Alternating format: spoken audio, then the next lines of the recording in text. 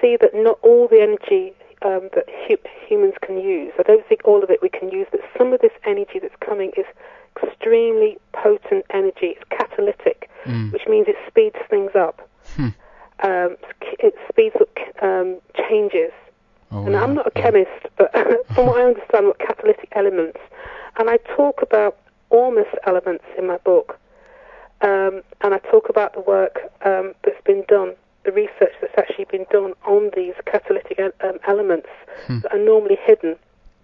Very interesting. And, sorry? Yeah, very interesting. I just, came to think about the we have quite a strange relation to those kinds of things. I mean, when one just thinks about it, right, fairly simply, it is, we have a spectrum that we can see, from one end to the other, and reality has a well, we only have a narrow band in that entire spectrum, but basically what needs to be happen, as you said earlier, a simple, who knows, a rewiring of some of the neurons in the brain, whatever, something opens up that we actually then are able to see a broader spectrum of these frequencies that are all around us, exactly. Yeah, so it's no mystery there in that way. That's right. I mean, I found in my experience that I'm a little bit strange because I haven't chased after sort of mystical experiences. They've just happened, if you know what I mean. Yeah, sure. I've been sort of very wary about things like meditation because of experiences I've had. So I've never really chased it, but it's just happened anyway. I found one day I was doing a session on someone, and I just looked across and I saw this golden light on my hand. And I was like, wow, I could see it, And I've had other experiences where I've seen light coming off in spirals off my hands, and so I sort of, I can't be a skeptic. It's very difficult to be a skeptic when you're actually seeing these. Exactly, denying it yourself. Oh my, yeah. I mean, this is really interesting because, also in a way, this is about, if you're able to pick up on these things. I mean, that. Let me say like this: if this is what is meant to happen, it is going to happen no matter what. Either if we try to resist it or not. If the code or the energy or the programming is changing, we're gonna go freaking along with it, no matter what we're saying. I feel that we do have a few issues because I feel that we haven't. People are not prepared enough. That's how I see it. I see that. Our consciousness interacts with the Earth's consciousness, and because we are quite unbalanced, the Earth will react to our imbalances, if you know what I mean. I actually gave an interview with Mitch Batros on earthchangesmedia.com. And after that, about 4 or 5 days later, he interviewed these Mayan elders from Guatemala. And they were basically saying the same as me. They're saying that Earth is now in a tremendous state of imbalance, and we're not being told the truth. And I was so pleased that they sort of helped to validate what I was saying, because I have felt quite alone actually in sort of my ideas and stuff, and I've seen confirmation of what I'm saying. It's just being able to interpret, the science, the news, seeing it in a completely different way. And I think that if people read my book, if they understand my book, they will be able to understand so much of what's actually happening and taking place, the strange stuff that's happening now on this planet. Indeed. I think if you see it as a sort of energy-driven evolution and changes, the controlling the morphogenetic, fields are changing. We're having species dying off if they don't adapt quickly enough. But it's going to be changed. There'll be new species. There'll be new life. And I feel that we are moving to like a new type of human almost, as well. And I think that we will be expected to change too. What's your take on junk DNA? Or known as junk DNA, I should say. Well, it's just because they don't really understand what they're saying, they call it junk. It's not junk. It's obviously doing something, but maybe they just don't understand what it's doing. I mean, there's a lot of this channeling, if you could call it that, talking about our interdimensional DNA, and that there's 2 strands that you can see, and there's another 10 strands that you can't see. And why not? I mean, you know, and I feel that they say that for us to evolve, just more of the DNA that we can see, we just need to use some of it. Not even the interdimensional stuff, just more of the junk. So we can actually utilize that to empower ourselves to become a more enlightened people, more psychic, more knowledgeable, more capable. Yeah. You know, just using the DNA that's supposedly junk. Yeah. If we could sort that out as part of our evolutionary process. I don't believe in junk DNA, and I talk about it a little bit in my book. But what I wanted to just mention is the work of David Hudson and the whole concept of almost elements. I couldn't believe it when I did the research for this, to think that there are elements that are just not, people don't know about them, they're not really taught. In the sort of alternative world, people are aware of this. In my book, I say that this is the energy that's been sent to Earth, this highly catalytic energy, and we have research that supports the fact that we understand that there's these elements that are in normally what they call a high spin state, which have these special properties. And I believe that that is what we're getting. We're getting this very powerful energy being sent to the Earth, and this is what's driving the changes. You're talking about elements that aren't known? I mean, you're talking about... Have you heard of almost elements? No. Okay.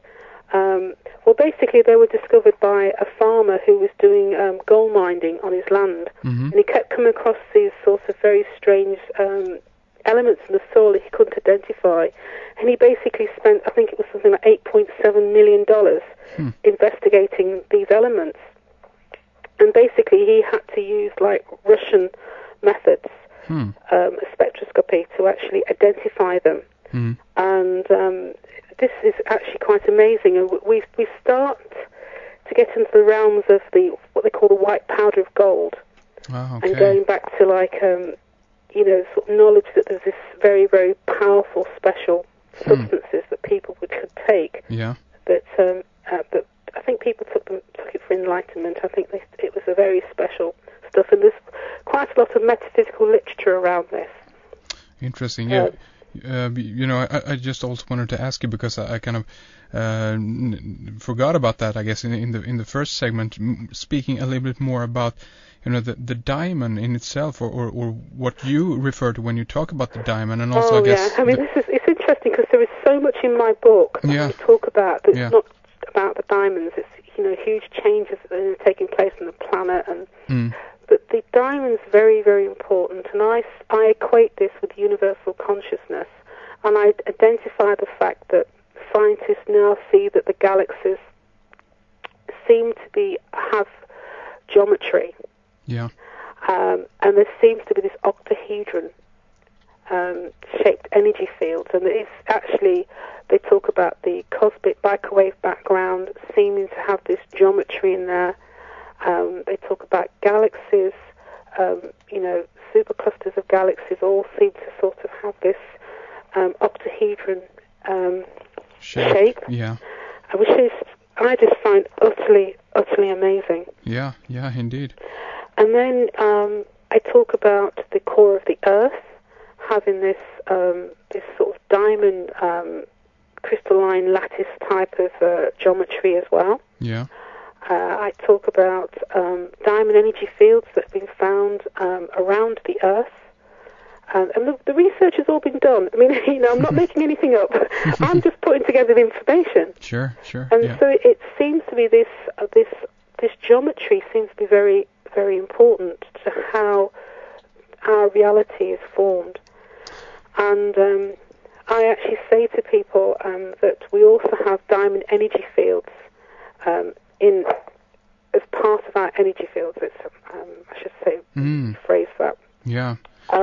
In the book, I quote Peggy Phoenix DeBrew, who says we are layers upon layers of light and energy, and we're just discovering more of these layers.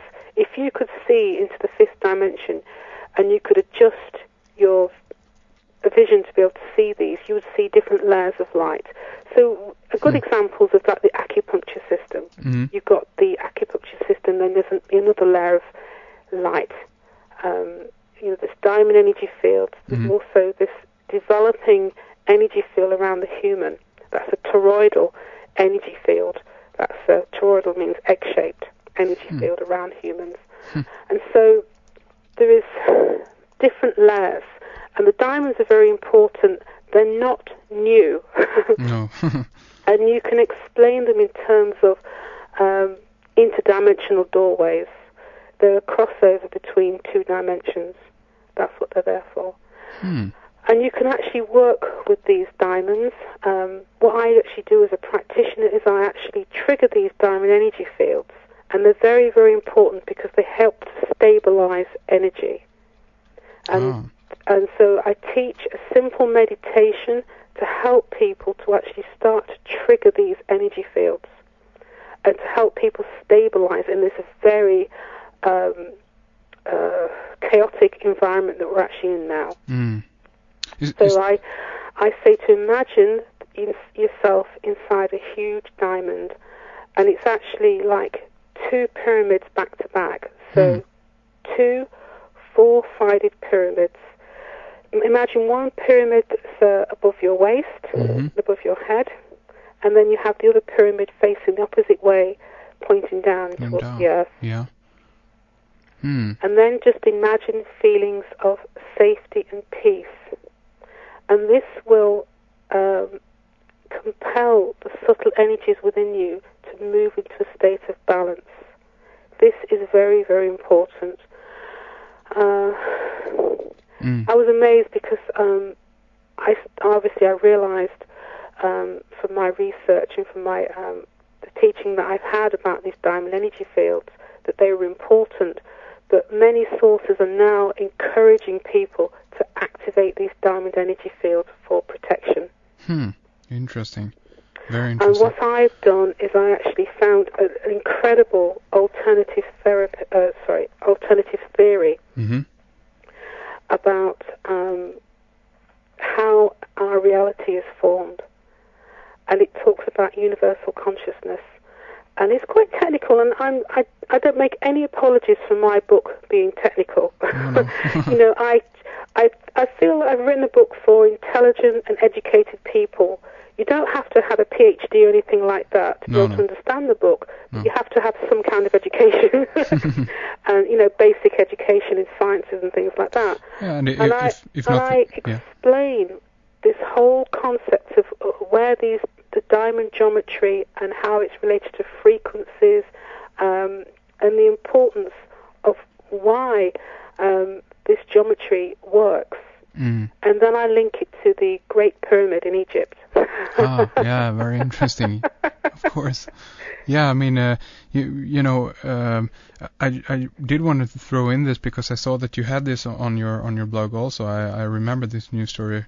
Also, this is about the hexagonal shape that appeared on Saturn, and the question, I guess, is, okay, has it been there all the time and they just discovered it, or is this actually an effect now of something that might connect then with what you are talking about with the energies coming in? I think they've actually seen it before. I think they sent a space probe and it was seen before. But this is a much more high definition picture of it. Yeah. And they can't deny it anymore. No. And they just say it's bizarre. Yeah. I believe that it's I explain in my book the relationship between the octahedron and the hexagonal. And you have to think in terms of a lattice, a three-dimensional lattice. And if you created a two-dimensional cut through this lattice, you would see hexagonals. But it depends on whether it's two-dimensional or three-dimensional. And I think what we're seeing is we're seeing the underlying ether. What that actually means is that at certain points the energy comes through much